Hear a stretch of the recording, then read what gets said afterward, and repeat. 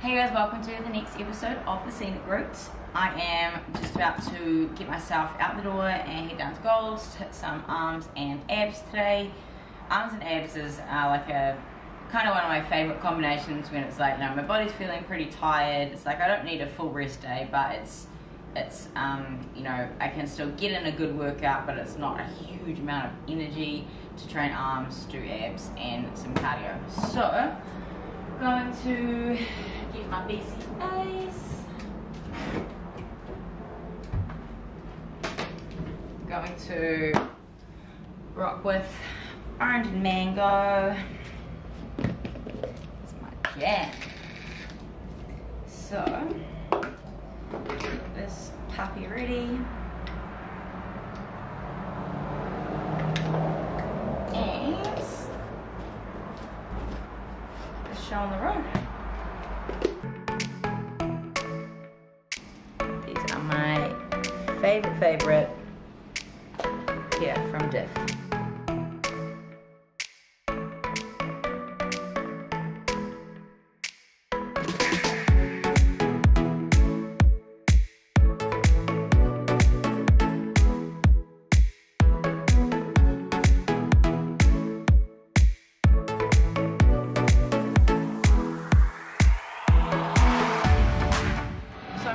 Today. Sometimes I will train arms as in biceps and triceps to get a run workout, and when I do that I usually will do it, you know, I'll usually alternate between a bicep exercise and a tricep exercise, so that way you're fatiguing your biceps to failure in one exercise and then triceps to failure, which then gives you a little rest of your biceps and you go back to biceps to failure. So it's that's a really good way to, you know, overload the muscle and, you know, really push yourself in the training. I will sometimes also train, you know, back and biceps or shoulders and triceps. So, you know, because at the moment I'm not getting ready for a competition at all, I'm just training whatever I feel like on the day. You know, sometimes I'm training lower body 3 days a week and upper body 3 days a week with the rest, but you know, I kind of make it up as I go, depending a little bit on how I'm feeling or what I feel like training. So, you know, with my arm workouts, it's kind of it's not one of the major things I need to work on, but it's still something that's important, particularly, you know, as a competitor. It's important to have a complete physique. So, you know, you don't want to work on really building up your delts and having these beautiful caps on your shoulders with no arms, you know, because that looks incomplete. It looks like something's missing. So it's not what I would call, you know, a priority as a bikini athlete, but it's definitely something that's important to balance out your physique. Plus also, who doesn't want biceps, right?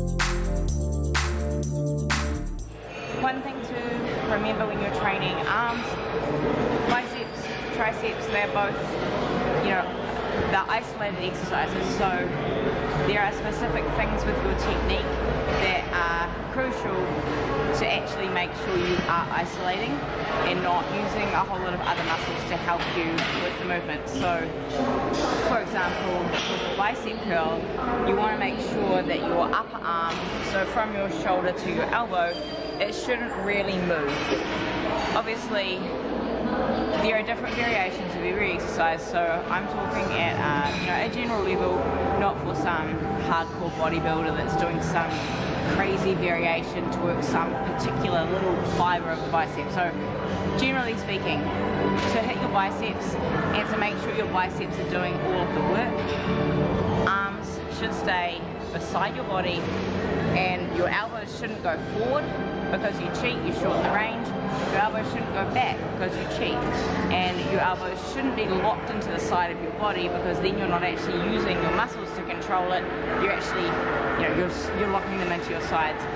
Also, super important that you're not swinging your body. Obviously, I'm sitting for these bicep curls, so it's very hard to swing too much. But often you'll see people doing bicep curls standing up and they're swinging a lot. If you're using momentum like that, you're not using the muscle, so you'd actually do yourself a lot more favors by picking a lighter weight. And even if that means that you drop down for your last set just to keep performing properly, you're better to do that, or go to failure with great form, even if it means you can only do half of the reps in your last set. So that's something to think about when you're training biceps. Triceps is very similar.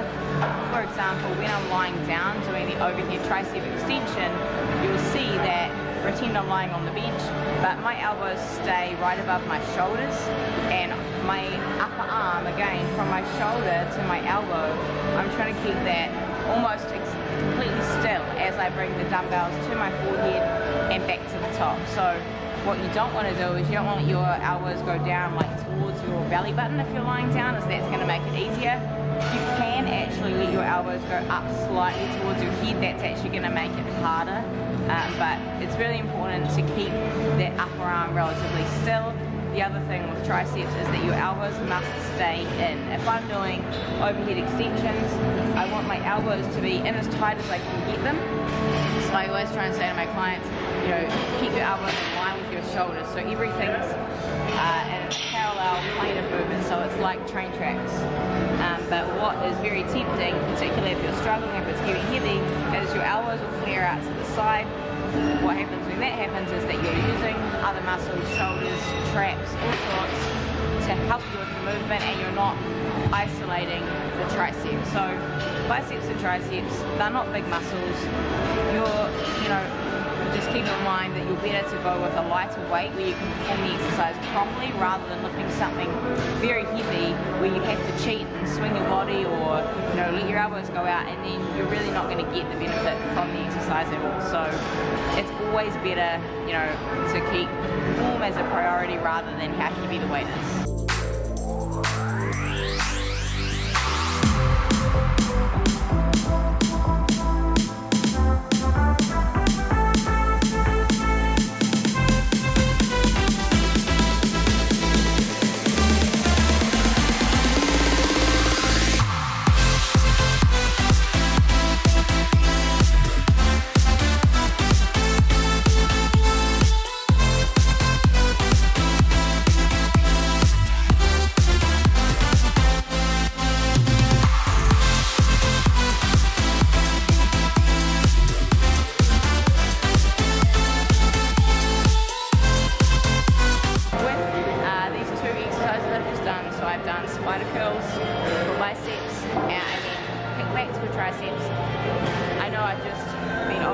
Technique-wise, but for these exercises specifically about keeping part of the arm still, so you're working the right part of the arm, your elbows want to stay forward. So if you can keep your elbows slightly forward of your shoulder, that's going to keep the most pressure on the entire way, whereas if your elbows are down here, you're essentially cheating. So it's the same thing as what I was explaining for the seated bicep curl or any bicep curl, but obviously I flip my body over, so I just wanted to make sure that you guys know exactly what you're aiming for here. So elbows forward, curl all the way up and all the way down. So click to the top, control on the way down.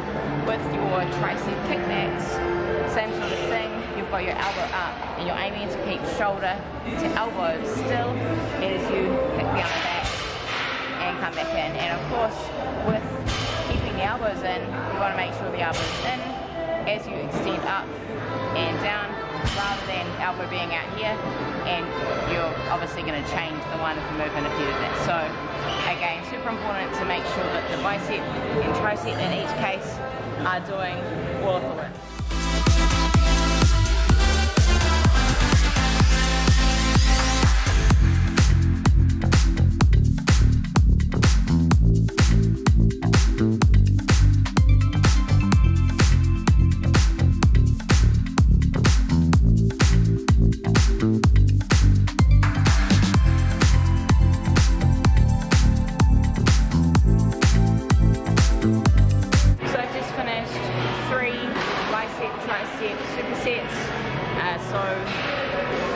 I said, I'm trying to cram the work in and overload the muscle as much as I can in an efficient time frame, which is also going to keep my heart rate up by keeping moving as well. So I've done 3 supersets, and I'm going to move into a separate failure exercise for biceps, so a high volume failure exercise, or what I'd often call like a burnout, and then a high volume failure exercise or burnout for triceps. So I will be putting the full printable workout from today on my membership platform with sets, reps, timing, and of course all of the notes as well, like those things with your form, where your elbows should be, what the range should be, all of that good stuff to make sure that you're getting the absolute most out of your workout.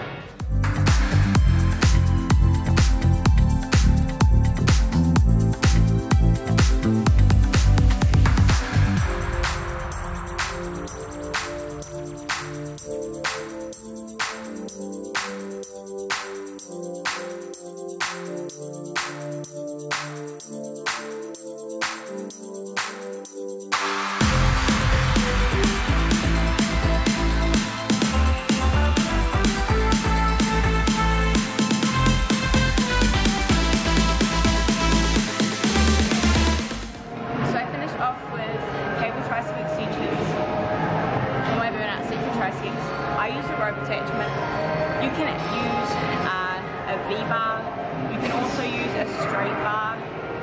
The reason I prefer using the rope for triceps is that it gives you the ability to kind of get the most out of the isolation by really squeezing your hands out, which allows you, so as you come down, squeeze your hands out, and it allows you to really fire up the triceps. So it's like you come down and then just open your hands that little bit, and as you squeeze your pinky finger out, you'll feel that real pinch in your triceps. So it just allows you to get that last little bit of depth into the movement that, if you're using a bar, you don't get that quite the same, just that last little squeeze out of it. So that's why I prefer using a rope for tricep extensions. You can use a V-bar or a straight bar, that's totally fine. One thing to think about is if you keep your upper arm pretty still again, so from here to here, pretty still, elbows in, coming down, squeezing the hand out to squeeze through the back of your arm. Try not to let your arms go all the way back up here when you get to the top. So if I'm coming from here all the way down and then going all the way back up here, it's like I'm getting more of a rest than I really need. Whereas if I come from here only to here and then extend again, because the part that uses your tricep is the extension of the elbow. So you extend the elbow straight, you squeeze through the tricep, through the back of the arm, and then you control back. But you don't need to come kind of like all the way back to the top. It doesn't give you any more for the movement, and it actually kind of makes it easier because you get a rest in between each rep that you don't need, particularly when it's your burnout sets. So your arms should be absolutely screaming at the end of this one.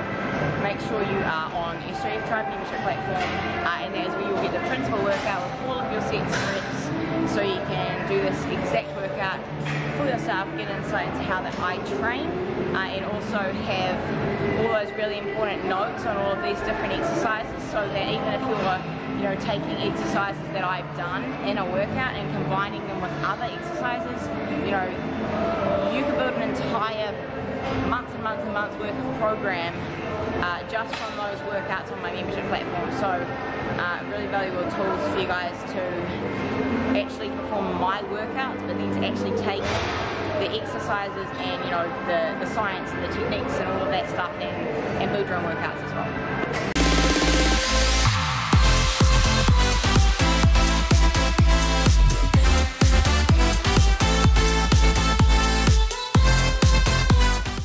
What you want to do is try and keep your legs as straight as you can.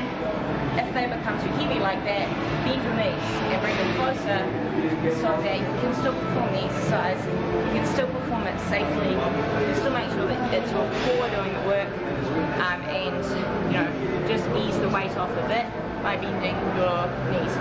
This is, you know, it's exactly the same principle as often when I am filming shoulder workouts.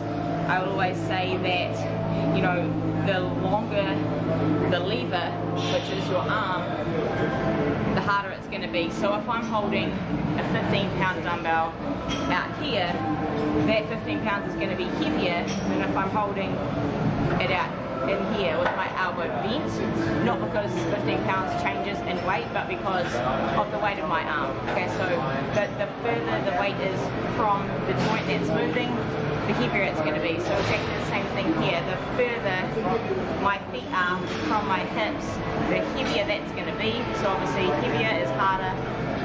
It's really important that you are making sure you're doing it safely and effectively, and actually making sure your abs are doing the work, than, you know, trying to be tough and keep your legs straight the whole time.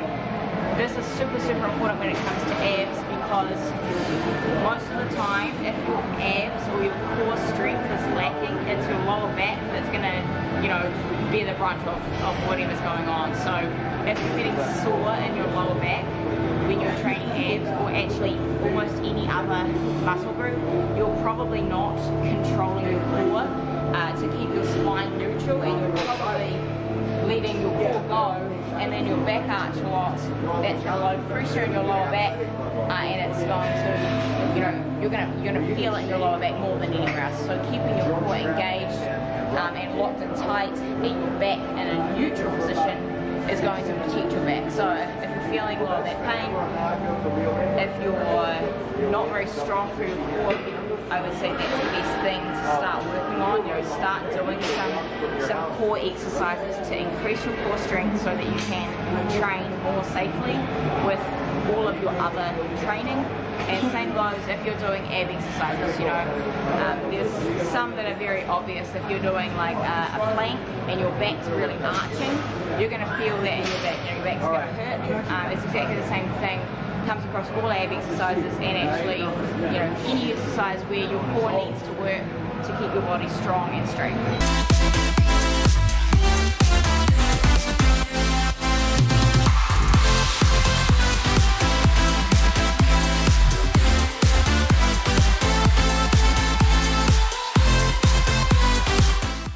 This is my favourite weighted crunch machine here at Gold's. I've actually never seen this machine in any other gyms other than Gold's here and Bev's gym in New York, so it's kind of like an old school bodybuilder gym machine, but it's basically just a weighted crunch. A lot of more modern gyms have, you know, newer variations of this type of machine. The important thing to think about when you're doing weighted crunches in a machine like this is you want to actually keep your back rounded slightly, so that you're making sure your abs are doing all of the work.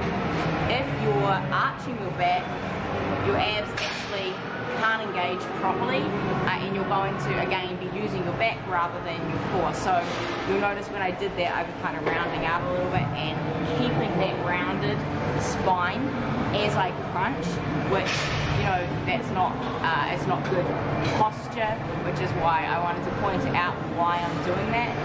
There are other exercises or other muscle groups where it's important to have that slightly rounded spine to get the most out of it, like certain glute exercises. It's important to round your spine so that the glutes do the work, not the back. So same thing here, to make sure it's my core doing all of the work and actually, you know, carrying all of the weight that I'm lifting here. I want to keep my back slightly rounded, and crunch there, lots of control, it's a squeeze.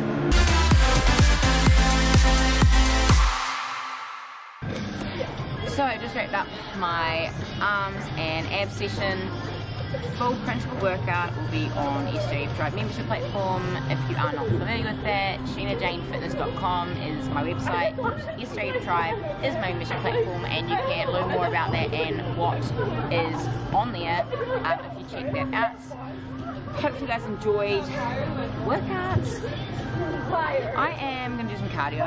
It is Sunday. It is like 6 p.m. and you can tell it's Sunday 6 p.m. because I'm like, what do I talk about? But I know what I have to talk about. Beat kicks, new towels to match the hip foam protectors. So I've been using beat kicks for, when did I discover beat kicks? It was on a trip to America. I'm going to say at least a year ago. I've been living here for a year and a half. What the hell am I talking about? It was at least the beginning of 2017, maybe earlier, but I used to always have to actually go and buy a new, like, I used to have to go and rip off the foam from my beats and order a new foam pad from Amazon and rip this off and glue on this new foam pad, because from sweating, particularly doing cardio, I was actually ruining them to the point where it's like your headphones would just stink all the time. Now you guys have seen how sweaty I get when I'm doing an hour on the Stairmaster, so I used to get so sweaty, and I was literally ruining pair after pair of headphones. Obviously you can replace the foam, but it's not ideal. Until I discovered beat kicks, literally, you know, 1 or 2 sessions and then I whip them off and put them straight in the washing machine and start again. So beat kicks have been a game changer for me at looking after these headphones. It's like you spend hundreds and hundreds of dollars on a pair of decent headphones, you want to make sure you're not going to ruin them by getting super sweaty. So easy to get these bad boys on, slip them on, just like that, and I've got like so many different pairs to match every single outfit I could possibly wear to the gym, which is awesome. But Beckers have just brought out these new towels, so there's towels that match all of the headphone protectors that are really awesome, like quick dry material, which is great. Let me tell you, 100% polyester, 100% cotton, unprinted side, machine wash cold, tumble dry low, made in USA. Anyway, some great sound effects out here right now, so I'm going to finish this thing up. But beat kicks, sweat towels, sweat protectors for your headphones, check them out. SJF15 is my discount code that will save you 15% when you order these, and of course now you can get a set. So if you're OCD like me, you can have a towel to match your headphones to coordinate with your outfit, and everyone's happy, OCD's happy, we're all good. I'm going to stop talking shit now because I really am just talking shit. I'm going to go do cardio. I'm going to see you guys next episode. I hope you enjoyed the workout. Any questions on any of the exercises, any special requests on things you want me to deal with in future videos, exercises that you want further, you know, clarification on technique, questions, whatever it is, hit me up. There's no stupid question. I've been in this game for a number of years. If you are new to training, don't be afraid to ask questions. You're much better to ask a question. Most of the time, you know, it's not a stupid question even if you think it might be, and it's always better to ask and to clarify rather than risk wasting your time not getting the results you should be getting from your training, or injuring yourself because you're doing an exercise incorrectly or unsafely or not the best way. And you know, there's a lot of information out there, particularly online. It can be really hard to actually decipher what's legit and what's not. So if you have any questions, anything you want me to deal with, please let me know. Arms and abs is what we did in this workout. One thing that I have to say with core training, a lot of clients come to me and say, shouldn't I be doing more ab training because I really want to have like a six-pack or whatever? Abs are made in the kitchen. So if you want to have visible abs, it's not about doing a lot of ab exercises. It's mostly about getting your body fat percentage low enough that you can actually see your abs. So it's just like anything, you know, I could have plenty of muscle, but if I had a lot of body fat covering it, you're not going to see the muscle. It's exactly the same. You know, I can have abs, and every single person alive on the planet of Earth and any other planet where there's people has abs. It's just that if you're not lean enough, you can't actually see your abs. So it's not about doing 1 million crunches every day to get your abs to pop out. It's about actually the right nutrition and the right amount of cardio to get your body fat low enough that you can actually see your abs. The reason why ab training is important is primarily for your core strength, to help with your posture and your safety during training. So, you know, if your core is not strong, you're going to compromise your training technique and form and almost everything that you do. You've got to have strong enough core muscles to keep your body grounded and stable and strong and straight while you're doing any of these exercises where you're lifting a heavy weight around. If your core's not strong, your body's going to be going around with the weight, and you're going to end up injuring yourself if you are, you know, really pushing heavy weight like that. So the primary reason for training core isn't to have visible abs. Of course, in specific bodybuilding, like you want to obviously work your abs. If I was a bodybuilder, I would want to have, you know, a well-conditioned six-pack. For bikini, it's actually not about having a six-pack. For bikini, having a six-pack is not going to go in your favor. It's actually probably going to go against you, because they don't want big blocky abs. They want a toned and conditioned midsection, you know, with the lines, but they don't want to see a six-pack. And when I started competing, I actually got feedback initially that my abs were too much, and reason being, I was actually teaching core conditioning classes for Les Mills like 4 times a week, as well as teaching, I was teaching up to 10 group fitness classes a week. So I was teaching body pump, grit classes, and CX Works classes, which are all Les Mills certified group fitness classes. If you're not familiar with them, it's a group fitness class that's licensed around the world. I taught their classes for 7 years before I got into personal training and bodybuilding.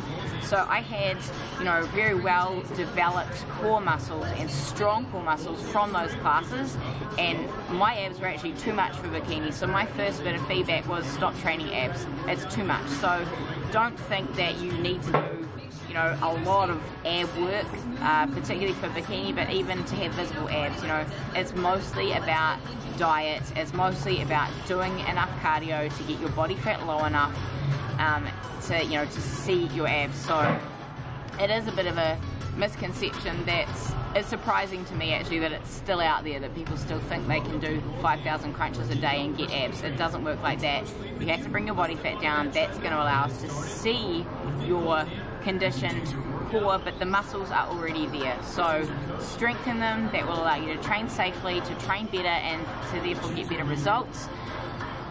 Questions, comments, queries, whatever, stuff you want me to deal with, stuff you hate, stuff you don't want me to talk about, you hate my jokes, whatever, leave me comments, send me emails, DM me. I hope you enjoy the content that I put out. If you don't even know what you do want to see, and I will see you guys next week-ish.